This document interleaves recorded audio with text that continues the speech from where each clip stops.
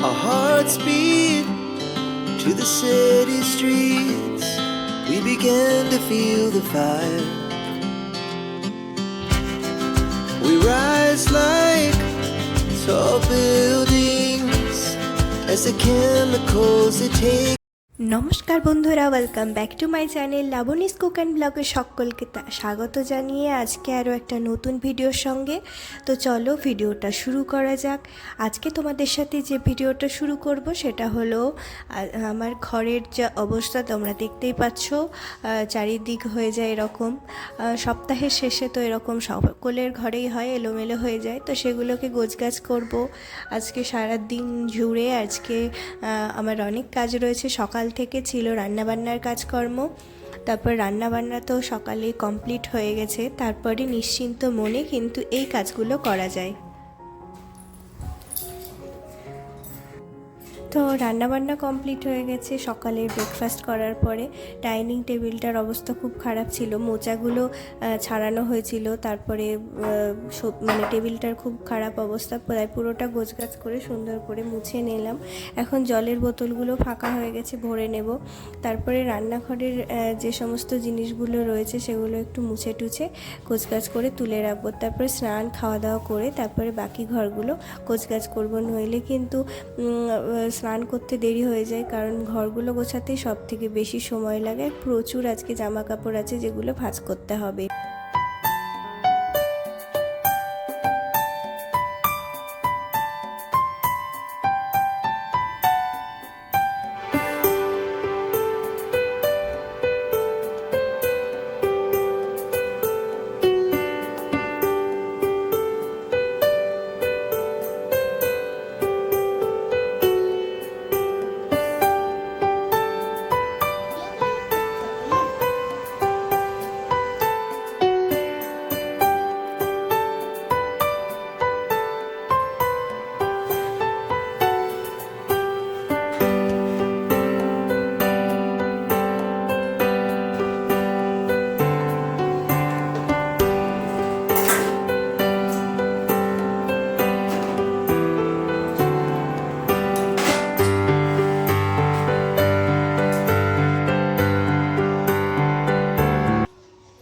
তো প্রতিদিন সকালবেলাতে ঘরগুলো যতই আমাদের গোছানো হোক, দিনের শেষে কিন্তু এরকম হয়ে যায়।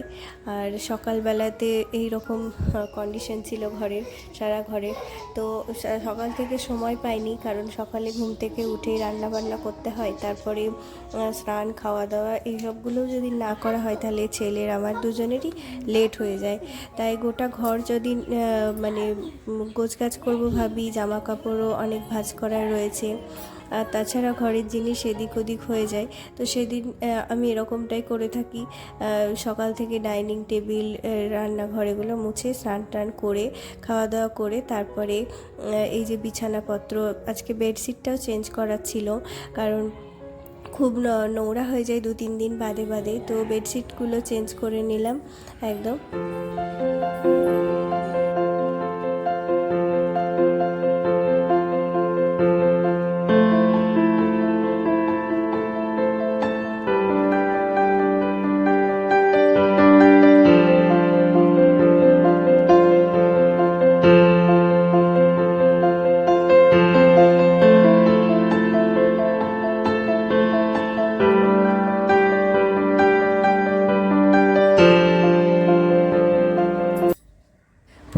প্রতিদিনের জামা কাপড়গুলো গোছগাছ করে রাখলে তো কাজ সহজ হয় ঠিকই, কিন্তু এক একটা সপ্তাহ এমন যায় যখন সময় পাওয়া যায় না রেগুলার জামা কাপড়গুলো ভাঁজ করে। তাই কোনো মতে উঠিয়ে এখানে আলমারির মধ্যে রেখেছিলাম, একদম মানে ঠেলে ঠুলে রাখা ছিল এরকম একটা ব্যাপার। তো সমস্ত জামা কাপড়গুলোকে আজকে নামিয়েছি, কারণ বিভিন্ন ধরনের জামা কাপড় এখানে জড়ো হয়ে গেছিলো। বাইরে যাওয়া হয়েছিল তখন ফুল হাত জামা, সেগুলো কখনো কোথাও একটা ছিল, সেগুলো ধোয়া হয়েছে। তো বিভিন্ন জামা কাপড়গুলোকে এখন আলাদা করে আমি আলাদা আলাদা জায়গায় এগুলোকে গোছাবো। আর তারপরে হলো নিচের পোর্শনটা তো তোমরা দেখলে গোছানোই ছিল, ওগুলো একটু ঠিকঠাক করে নিলাম ব্যাস। আর বালিশের কভারগুলোও যেহেতু আজকে চেঞ্জ করেছিলাম, তো সেই কারণে সব বালিশের কভারগুলো নতুন আবার ধোয়াগুলো পরিয়ে নিলাম।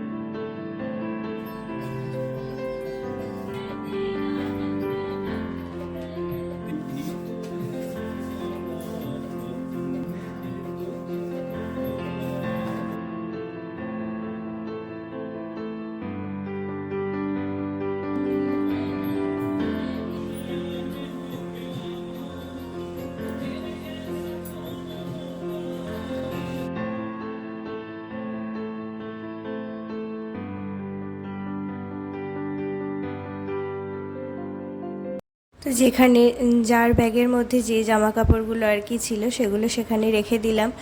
এগুলো জায়গা মতো সব তুলে তুলে রাখবো, এগুলো খুব একটা ইউজ হয় না, তো সেই কারণে। আর যেগুলো রেগুলার পরা হয় সেগুলো সেখানে রাখলাম। যেমন কিছু জামা কাপড় আলনার মধ্যে ছিল, সেগুলো আর কি অনেক দিন আগে ঘুরতে গেছিলাম, সেই ট্রলি ভর্তি জামা কাপড় আর কি ছিল, তো সেগুলো ধোয়ার কারণে আর কি এই সমস্ত সোয়েটার উলের জিনিসগুলো আর কি তোমরা দেখতে পেলে, তো সেগুলো আর কি রাখা হচ্ছিল সেখানে। এখন তো আর শীতকাল পড়েনি, তো শীতকালের আগেই আমি ধুয়ে রেখে দিলাম। তারপরে এই জায়গাগুলো একটু বেশ ধুলো পড়ে যায়, সেগুলো একটু মোছামুছি করে, জিনিসও এলোমেলো হয়ে যায়, কখনো এ ঘরের জিনিস ও ঘরে চলে যায়, ও ঘরের জিনিস সেটা বেরিয়ে যায়, তো সেগুলোকে ঠিক জায়গা মতো আবার সব রেখে দিলাম। আর জানালা টানালাগুলোই রেগুলার না মুছলে, সপ্তাহে একদিন অন্তত না মুছলে ঝুলটুল পড়ে যায়, তো সেই কারণে এগুলো মোছামুছি করে নিলাম। আর যে ঘরের জিনিস যেটা সেখানে সেটা গোছগাছ করে রাখবো।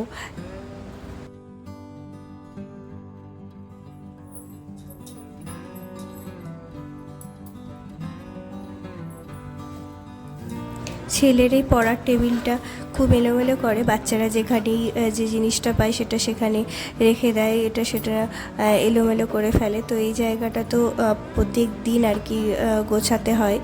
আর আজকে একটু ভালো করে মোছামুছিও করে নিচ্ছিলাম, কারণ যেদিনকে আমি এরকম ঘরগুলো ঠিকঠাক করে গোছাই সেদিনই আমি এগুলো মুছি।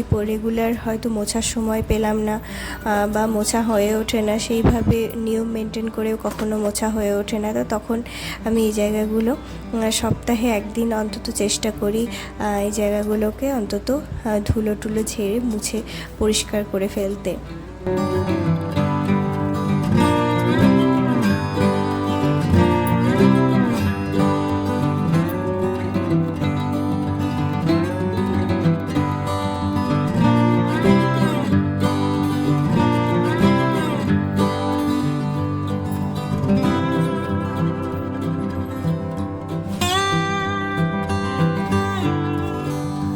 ড্রেসিং টেবিলের সামনে এই জায়গাটায় আমার একটা ছোট্ট ট্রে, এই ট্রেটা ফেলে দেওয়া একটা ট্রে বলতে পারো, বিয়েতে যে সমস্ত ট্রে আর কি ইউজ করা হয় তত্ত্ব পাঠানোর জন্য, সেই একটা ট্রে, কিন্তু ভীষণ সুন্দর দেখতে।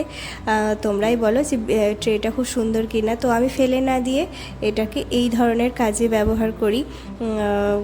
এটা আমার রেগুলার যে সমস্ত জিনিস, ক্রিম, ক্লিপ, চিরুনি, লিপ বাম, এই সমস্ত টুকটাক জিনিস যেটা রেগুলার প্রয়োজন হয়, তো সেটা হাতের কাছে রাখার জন্য এই ট্রেটা ব্যবহার করি। আর এই ট্রেটা ভীষণভাবে এলোমেলো হয়ে যায়, এটা তো রেগুলার আমাকে গোছাতে হয়।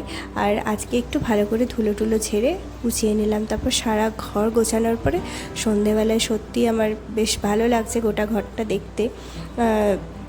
কিন্তু এটা কিছুক্ষণের জন্য, একটু বাদে আবার এগুলো সব যেমনকার তেমন হয়ে যাবে, সব এলোমেলো হয়ে যাবে। যাই হোক, তবুও আমার কাজই হলো এটা গোছগাছ করে বেড়ানো। এই ঘরের অবস্থাটা তো একদম শোচনীয়, তো বিছানার মধ্যে কত কী না এনে রেখেছে, তো সেগুলো সবাই রাখি আমরা, বাচ্চাও রাখে, আর তার সাথে সাথে বড়রাও কখনো আমরা এটা সেটা রেখে দিই, তো সেগুলো আর কি যেটা যেখানে সেগুলো সেখানে গোছানো হচ্ছে। তারপরে পুরো বেডটা ফাঁকা করে ঝেড়ে টেড়ে তারপরে একটা নতুন বেডশিট পাতা হবে। সকালবেলায় আর কি বেডশিটটা চেঞ্জ করেছিলাম। তো এই ঘরের বেডের মধ্যেও মানে এত হাজারটা জিনিস পড়ে থাকে, প্রয়োজনীয় অপ্রয়োজনীয় হাজারো জিনিস এই ঘরের বেডের মধ্যে এসে জড়ো হয়। যতই ঠিক করা হোক প্রতিদিন সেই আসবে। এত কিছু তো সব কিছু জায়গা মতো উঠিয়ে রাখলাম। তারপরে আবার বেডগুলো মানে বিছানার যে বেডশিট সেটা চেঞ্জ করে নিলাম, নতুন একটা বেডশিট পাতবো। আর যে সমস্ত জিনিস এখানে ছিল সেগুলো সমস্ত কিছু নামিয়ে জায়গাটা নতুন করে চাদর পেতে বাকি যে টিভি ইউনিটটা রয়েছে সেটা আজকে মুছবো। আর এই যে এদিকে যে সেলফটা রয়েছে সেটা আজকে মুছবো।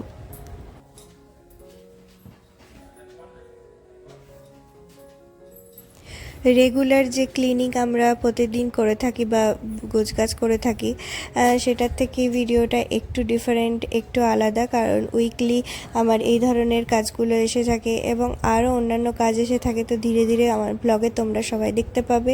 ভিডিওটি সাবস্ক্রাইব করে পাশে থাকো বন্ধুরা, আশা করি তোমাদের ভালো লাগবে। আরও নতুন নতুন ভিডিওর সাথে দেখা হচ্ছে পরবর্তী ভিডিওতে। ততক্ষণের জন্য সবাই ভালো থেকো, সুস্থ থেকো।